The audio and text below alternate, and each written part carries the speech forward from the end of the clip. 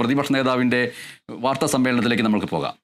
ഉമ്മൻചാണ്ടി സർക്കാരിന്റെ കാലത്ത് അദ്ദേഹം മുഖ്യമന്ത്രിയായിരിക്കുമ്പോൾ VS ശിവകുമാർ ദേവസ്വം മന്ത്രിയായിരിക്കുമ്പോൾ 112 ഏക്കർ സ്ഥലമാണ് ശബരിമലയുടെ വികസനത്തിന് വേണ്ടി ഏറ്റെടുത്തത്. കേന്ദ്ര അനുമതിയോടുകൂടി വനം വകുപ്പിന്റെ അനുമതിയോടുകൂടി ഏറ്റെടുക്കുകയും സർക്കാർ അതിന് പകരമായി വനം വകുപ്പിന് ഭൂമി കൊടുക്കണം.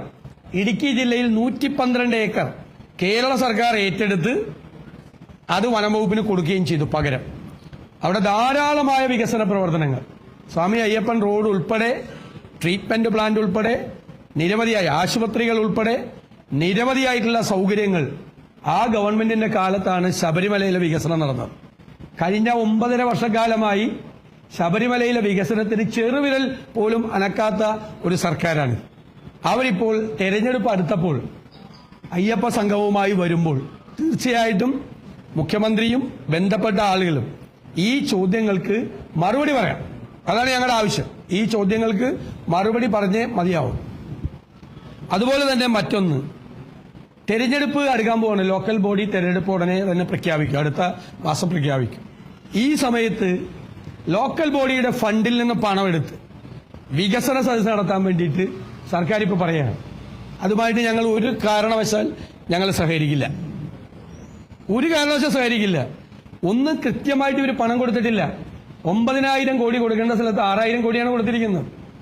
കഴിഞ്ഞ വർഷമൊക്കെ ചെയ്തിരിക്കുന്നതെന്ന് പറഞ്ഞാൽ ഓഗസ്റ്റിൽ കൊടുക്കേണ്ട പണം ഡിസംബറിൽ കൊടുക്കുകയും ഡിസംബറിൽ കൊടുക്കേണ്ട പണം മാർച്ചിൽ കൊടുക്കുകയും മാർച്ചിൽ പണം കൊടുത്തിട്ട് തലേ ദിവസം ട്രഷറി അടയ്ക്കുകയും, പണം കൊടുത്തു പക്ഷെ ചെലവാക്കാൻ പറ്റില്ല, ട്രഷറി അടയ്ക്കുകയും ചെയ്ത് ഈ അധികാര വികേന്ദ്രീകരണം നടപ്പാക്കിയതിന് ശേഷം ഏറ്റവും കൂടുതൽ ലോക്കൽ ബോഡികളെ, പ്രാദേശിക സർക്കാരുകളെ കഴുത്ത് ഞെരിച്ചു കൊന്ന സർക്കാരാണിത്. എന്നിട്ട് ഈ ഇലക്ഷൻ പ്രഖ്യാപിക്കാൻ പണം കൊടുത്തിട്ടില്ല. സ്വന്തം ഫണ്ടിൽ നിന്ന് പൈസ എടുത്ത് വികസന സദസ്സ് നടത്താൻ, അതായത് മറ്റൊരു സദസ്സ് നടത്തിയല്ലോ, എന്താണ് നമ്മുടെ പാർലമെന്റ് ഇലക്ഷന് മുമ്പ് അത് തന്നെ നവകേരള സദസ്സ്, കേരളം മുഴുവൻ പ്രഹസനമാക്കി മാറ്റിയ, അതിന്റെ കണക്ക് ഇതുവരെ വെച്ചിട്ടില്ല. ലക്ഷക്കണക്കിന് രൂപ, കോടിക്കണക്കിന് രൂപ ചെലവാക്കി ഉദ്യോഗസ്ഥന്മാരെ വെച്ച് പിരിവ് നടത്തി ഒരു സ്ഥലത്ത് കണക്ക് ഹാജരാക്കാതെ കോടികൾ വിഴുങ്ങിയ നവകേരള സദസ്സിന് സമാനമായി ജനങ്ങൾ കൊടുക്കുന്ന, സാധാരണക്കാർ കൊടുക്കുന്ന പണം ഉപയോഗിച്ച് ഇനി എന്ത് വികസന സദസ്സ് നടത്തേണ്ടത്? ഇലക്ഷൻ പ്രഖ്യാപിക്കാൻ പോകുമ്പോൾ അതും ഒരു രാഷ്ട്രീയമായി പണം ദുർവ്യയം ചെയ്യുന്ന രാഷ്ട്രീയ പ്രചരണം നടത്താൻ വേണ്ടിയിട്ടുള്ള കാര്യമാണ്. അപ്പൊ അതിനോട് ഞങ്ങൾക്ക് യാതൊരു തരത്തിലും ആ വികസന സദസ്സുമായി യോജിപ്പിക്കാൻ പറ്റും. ഇതാണ് എനിക്ക് പ്രത്യേകമായി പറയാനുള്ളത്. പിന്നെ ഓണക്കാലമാണ്, എല്ലാ കാര്യങ്ങൾക്കും രൂക്ഷമായ വിലക്കയറ്റമാണ്.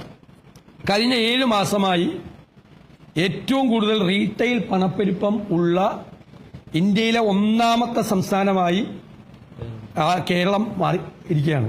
7 മാസമായിട്ട് തുടർച്ചയായിട്ട് ഏറ്റവും കൂടുതൽ വിലക്കയറ്റമുള്ള ഇന്ത്യയിലെ 1ാമത്തെ സംസ്ഥാനം കേരളമാണ്. ജൂണിലെ 6.71% നിന്ന് ജൂലൈയിലായപ്പോഴേക്കും 8.89% പണപ്പെരുപ്പം കൂടി. അരി, പച്ചക്കറി, പലവ്യഞ്ജനം, വെളിച്ചെണ്ണ, പഞ്ചസാര തുടങ്ങിയ മുഴുവൻ സാധനങ്ങൾക്കും വില വർദ്ധിച്ചു. വെളിച്ചെണ്ണയുടെ വില എങ്ങോട്ട് പോയെന്നറിയാം. ആളുകൾ ഇപ്പോൾ വെളിച്ചെണ്ണയുടെ സബ്സ്റ്റിറ്റ്യൂട്ടൊക്കെയാണ് ആളുകൾ ഉപയോഗിക്കുന്നത്. ഇപ്പോൾ ഇന്നലെ സെപ്റ്റംബർ തുടങ്ങിയുള്ളൂ, ഓണക്കാല ആദ്യത്തെ ആഴ്ചയാണ്. റേഷൻ വിതരണം മുടങ്ങി, നിരന്തരമായി റേഷൻ വിതരണം മുടങ്ങുന്നു. മഞ്ഞ കാർഡ് ഉടമകൾക്കുള്ള സൗജന്യ ഓണക്കിറ്റ് വിതരണവും തുടങ്ങി. കഴിഞ്ഞ ഒരു 6 മാസം മുമ്പ് പറഞ്ഞു, റേഷൻ വിതരണവുമായി ബന്ധപ്പെട്ട ഓൺലൈൻ സേവനങ്ങൾക്ക് ഇനി ഫീസ് ഏർപ്പെടുത്തില്ല. ഭക്ഷ്യവകുപ്പ് വലിയ അഭിമാനത്തോടു കൂടിയാണ്